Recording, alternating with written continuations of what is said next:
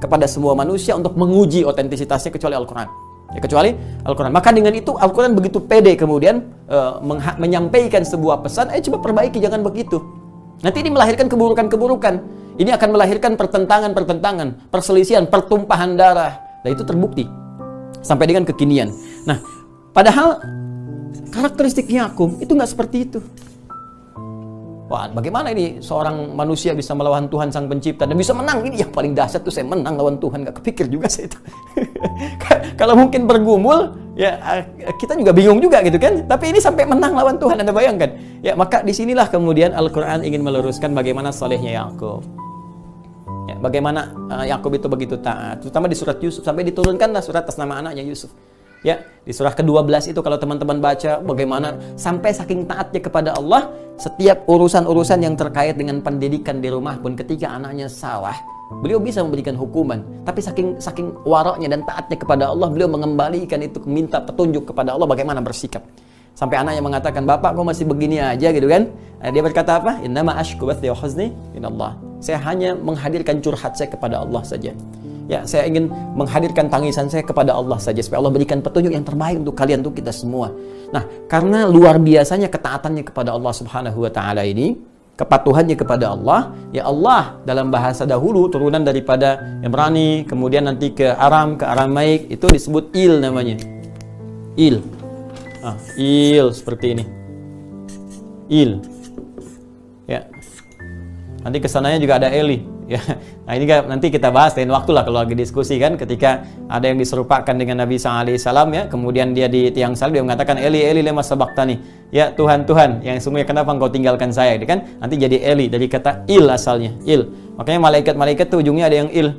Masih ingat Jibril, gitu kan? Mikail, Israfil, itu menunjukkan utusan-utusan Tuhan yang diutus untuk tugas-tugas yang terkait dengan hamba-hamba Allah Subhanahu wa taala atau makhluk-makhluk dalam konteks urusan kehidupan.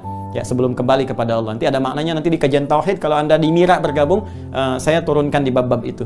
Il itu menunjuk kepada Allah. Di bahasa Arabnya Allah. Ya. Isra.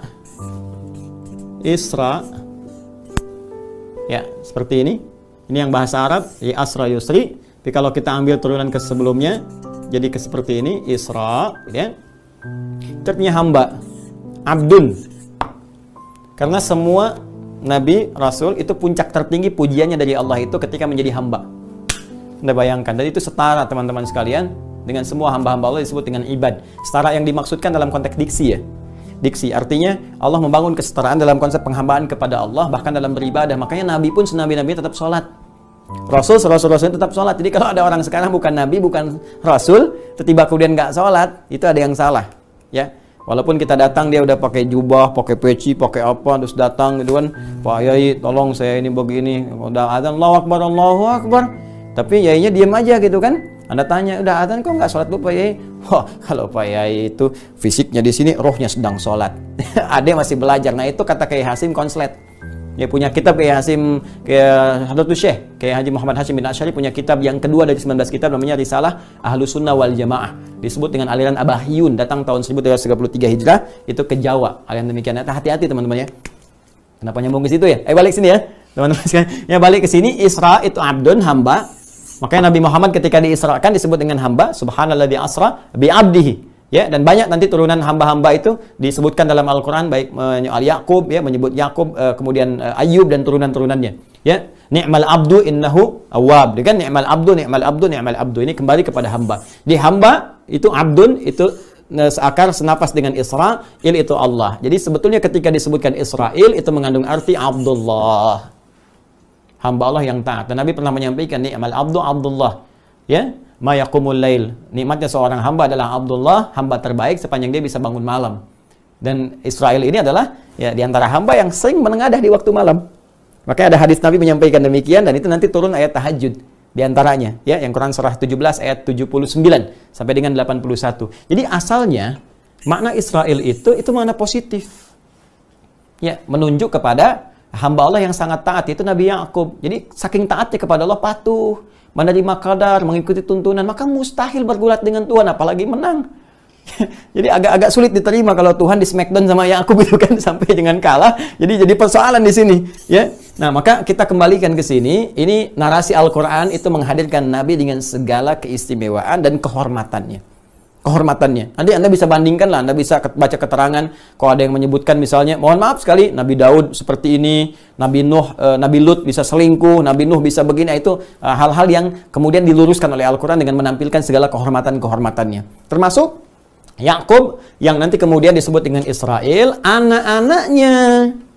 Yang tadi itu 12 ini, karena 12 itu banyak, dengan keturunan ke bawahnya disebut Bani, mengisyaratkan bahwa dengan dari nama Bani ini akan melahirkan keturunan-keturunan ke bawahnya, yang memberikan pengaruh dalam kehidupan dunia. Ya kan? Maka diikatlah ini kepada bapaknya ke atas, ya kan? Yaitu Yakub, yaitu Israel, maka disatukan kata Bani dengan Israel menjadi Bani Israel. Seperti ini. Ya. Maka narasi ini akan terbawa Bani Israel, dan Bani Israel ini nanti akan menurunkan banyak hal. Awalnya ini baik, ya, kalimat ini baik, tapi tidak menjamin perilaku keseluruhannya, ya kan? Karena nanti lingkungan akan mempengaruhi. Fabawahu yuhawidani aw yunasirani aw yumajjisani. Ini akan mempengaruhi bagaimana nanti mereka akan bersikap, ya. Karena itu yang disoal oleh Al-Quran nanti sikapnya, bukan orangnya. Sepakat dengan Ustaz Felix tadi, silahkan cek dalam Al-Quran. Ya, bahkan banyak sekali orang-orang yang bermasalah di Quran bukan orang yang disebutkan. Ya, Anda pemirsa kalau kenal Firaun, dan saya akan tanya Anda kenal di mana, itu coba silahkan cek. Firaun kan nggak pernah disebutkan namanya. Sefiraun-firaunnya, itu saya sering katakan, sefiraun-firaunnya gitu. Ya,